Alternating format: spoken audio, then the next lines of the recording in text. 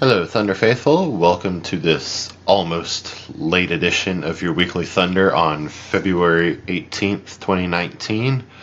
I'm Sexy Thor, and here is some news which is pretty much just Elimination Chamber results and a review of Happy Death Day to You, because the day job has upped its own brand of kicking ass. Not saying that in the most positive light. Anywho, let's get on to Elimination Chamber, which I know all about but haven't gotten to view myself because, like I said, day job. But let's get to it. Recapping straight from last week's Monday Night Raw, when Becky Lynch was offered a sort of ultimatum. They probably wouldn't say ultimatum because it doesn't sound all nice and businessy, but it was an ultimatum. Apologize to Stephanie McMahon and Triple H for attacking them after they tried to take away her opportunity, or forfeit her spot at WrestleMania. So, took her a few people's advice in about 3 hours, and at the end she decided to apologize to them, and they accepted her apology and granted her opportunity back as long as she gets cleared by the doctor, which they said she will after about a couple weeks of rehab. And then old Vince McMahon, even if you don't watch wrestling, you know who Vince McMahon is. He comes walking out, and he's like, well, I don't want to accept your apology. They might, but I don't. I want somebody who knows how to stay in her lane, a real showstopper. I'll choose Charlotte Flair. And then, of course, Charlotte Flair went all smiley and boasty about it that night, and of course at the beginning of SmackDown the next night. But come Elimination Chamber last night, Becky kind of got the last word, or I guess she will get the last word at WrestleMania, as we know how this will eventually turn out. But after Ronda beat Ruby Riott for the Raw Women's Championship, dressed in a badass Sonya Blade cosplay. If you don't remember, Rousey will be voicing and borderline motion capturing Sonya Blade in the upcoming Mortal Kombat 11. But after she defeated Ruby Riott, Charlotte Flair was all up there talking shit, from what I understand, and then Becky Lynch came out on crutches and beat the holy hell out of Charlotte Flair, offered a crutch to Rousey to join in said beating, and then turned and beat the shit out of Ronda herself. Because that's what happens when the man comes around.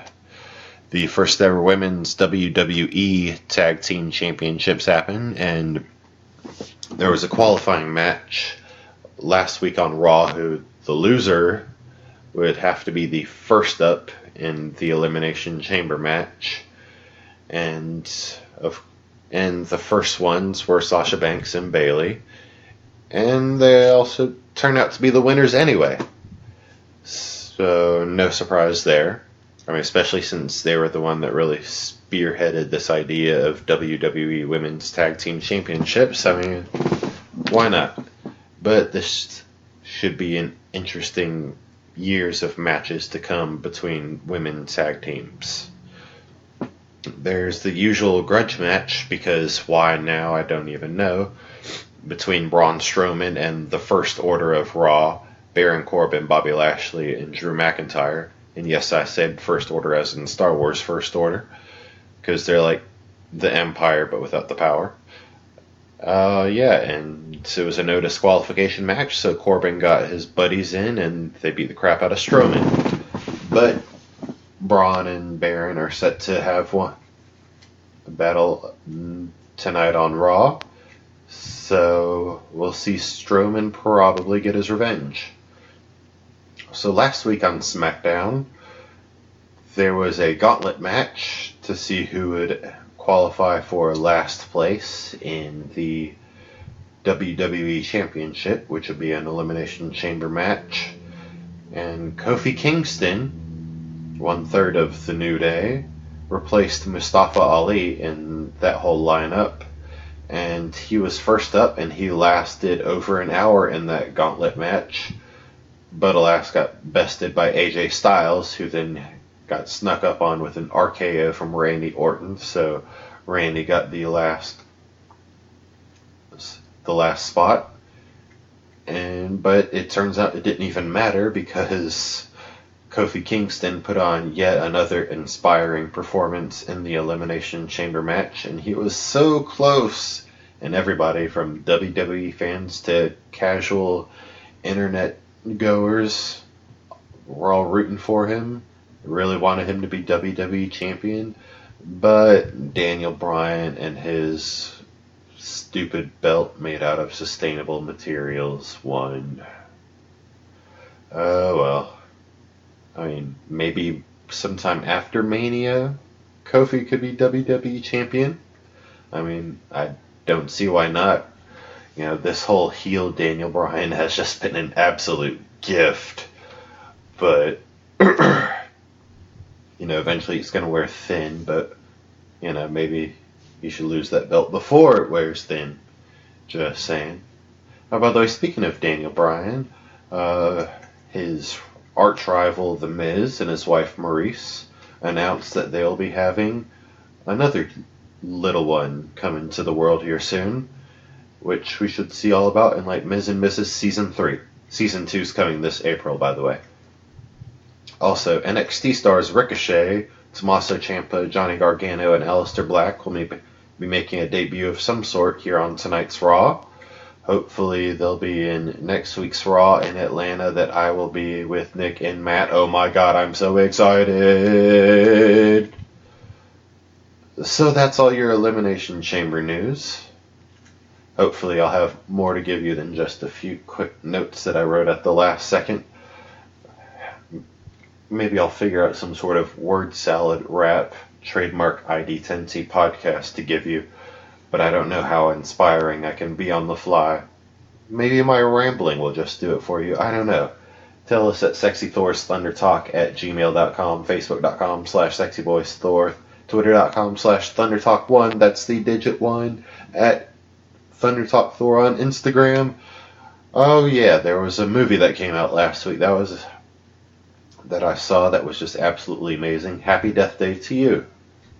Now, the first one came out on Friday the 13th in October 2017, and it was absolutely amazing. It was a horror comedy version of Groundhog Day, and well, they made a sequel, but it's not another stupid retread. It is something completely different. I think it has something to do with Back to the Future too, because they reference it like they do Groundhog Day in the first one, but I've never seen Back to the Future 2. Don't shoot me, cinephiles. Please don't. Good God. But yeah, Happy Death Day to You. Brings in a couple of fresh ideas, brings in sort of a multiverse aspect to it all, and I really hope they make at least a couple more sequels of this, but not too much, because I want this franchise to have a fresh tenure and then stop. Please. We don't need a Happy Death Day 17. Or, I mean, maybe we could do with a Happy Death Day 17 if they keep it fresh somehow. But then you're going to have those people that bitch that it's not like how it was, because who the fuck wants new ideas? But you know what? I want new ideas. I mean, I can do with some retreads if it's cool enough, but give me new ideas. That's why I've been a fan of all of Def Leppard's music throughout all their decades, because they sound so different from each other. And that's why Thunder Talk and your Weekly Thunder sound different than it did 6 months ago. Maybe not much different, but you know, we're working on it. Come on now. I got work. Lightning Lad has his obligations. Come on, man. Anyway, it's enough rambling from me. What else you got, Selena? She's sleeping. Selena's the cat, by the way. Guess I didn't name her after Catwoman. I mean, I almost named her Pam after Pamela Voorhees, because I did find her on a Friday the 13th in February 2015. But I decided to go with Selena because, I mean, hello, I have a black cat. This is my opportunity to name her after a comic book character similar to that. I mean, I guess I could have called her Felicia, but that's when all the millennials started with that whole "Bye Felicia," as if they had known the movie Friday all their life. So anyway, enough rambling about my cat and death days and elimination chambers. This is Sexy Thor saying drink, fight, make your ancestors proud. Catch you next week.